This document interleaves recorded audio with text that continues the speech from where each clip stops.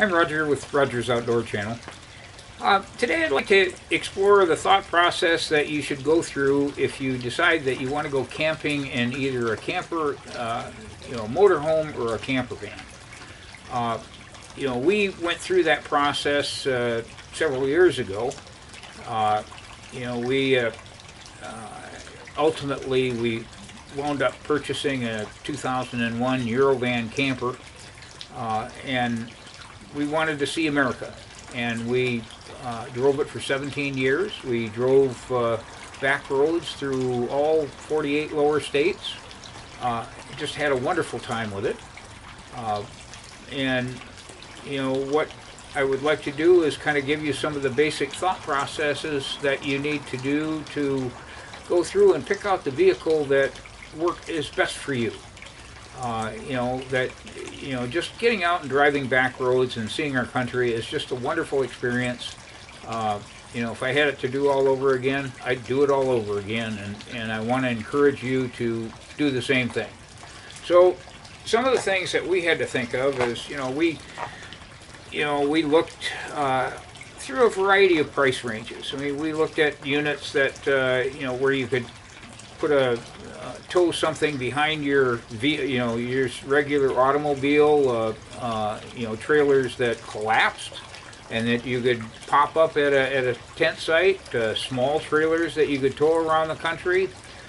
We looked at motorhomes. We looked at larger units to drive around and smaller units to drive around. And the questions that we had, we put together a questionnaire that, what's important to us? How are we going to use our vehicle? That's the most important question you can ask yourself. Are you going to use it once a year for a vacation? Are you going to use it, drive it to the grocery store from time to time? Are you going to just park it in a lot somewhere until you vacation? Those are some of the thoughts that you need to know, and will determine how much money you want to spend and how big a unit. So, we wondered, should it have a stove, a refrigerator, air conditioner, shower, toilet? Can we move around in the vehicle? Can we stand up and walk around? Does it have like an awning that you can kind of, when you settle in at a campsite, put out an awning if it's raining or too sunny or something? Our unit had a lot of that stuff, and it worked well for us. But probably one of the major things that it really worked was it was easy for us to drive. Just like driving a car, and you could park it in a regular parking stall. A metered stall during the city. You could, you'd got 20 miles to the gallon. We talked to other people that says, hey, we only drove 40 miles with our thing because that's all we could afford, and we rented stayed in an RV place for a week. That was our vacation because we didn't want to drive much further at 8 miles to the gallon. The thoughts that you have. You need to look at a lot of vehicles. So going to an RV show, they usually have, just like sports, boat shows and sporting shows. They've got RV shows all around the country where you can look at all sizes and models, shapes of models, and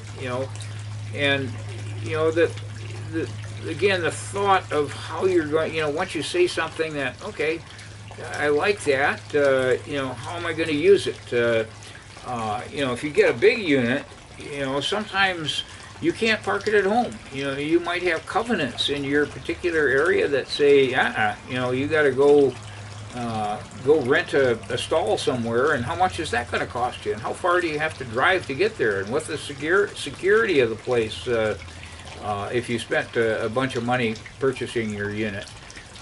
Those are just all basic questions. If you decide to buy a used unit, what kind of maintenance records do they have? What's a fair cost for that unit?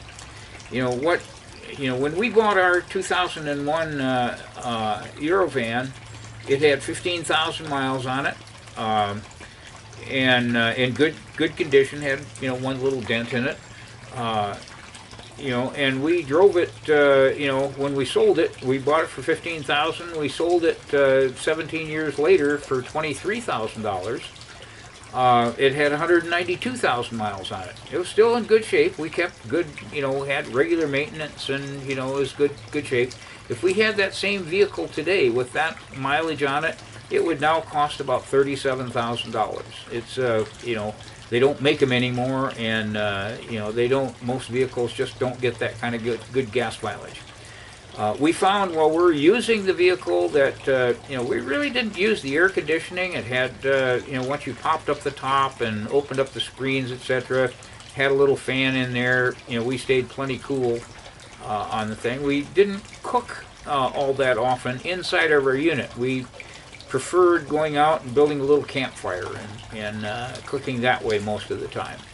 A lot of times too, we felt that rather than pay to rent a stall with at a RV center that was fully serviced, plug-in electricity and water kind of thing. Well, we really didn't need that most of the time. We could get just a bag of ice and keep our refrigerator, whatever goods that we needed to refrigerate if we were just kind of eating sandwiches on the road or something, to just make it through just fine. We could maybe, if we had a really primitive site, we'd maybe use lanterns or flashlights or something to play our card games at night or something like that. But those were the fun play. A lot of times your primitive sites at an RV park, those are the ones that have a bigger lot. They're further away.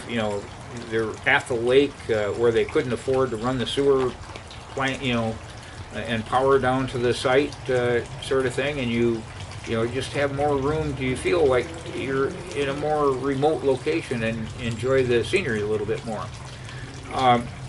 The experience that, when you think of how much it costs to own a unit, if you're only going to use your vehicle once a year for maybe a week vacation or 2-week vacation or something, you may well consider just renting it.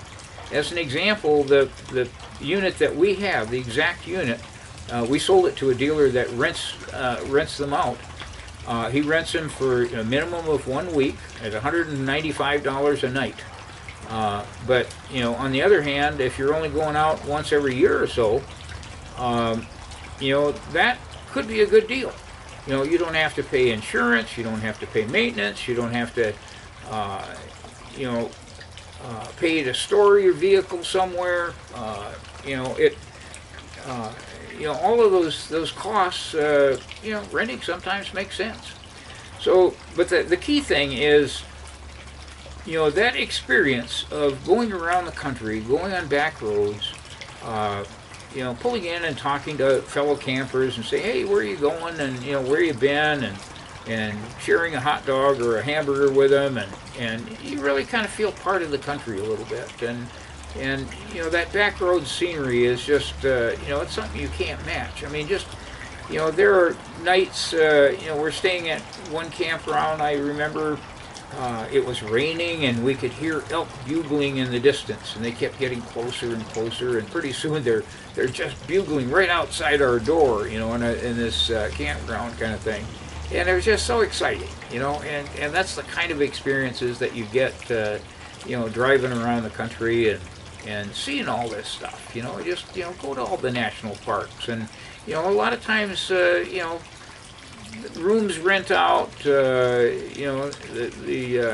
motels are all full, and even though it might be cheaper, a lot of times, sometimes you just can't get them. I mean, we've been in areas like at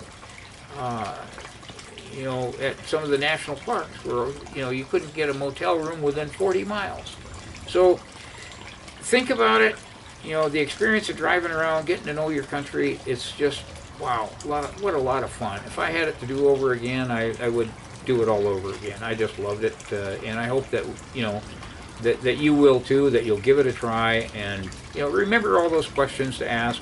Again, remember, I have a written little summary page that puts a lot of these questions to ask. All you have to do is download it and print it, and before you go buy your vehicle. But you know, first of all, think of how you're going to use it, but above all, use it. It's fun.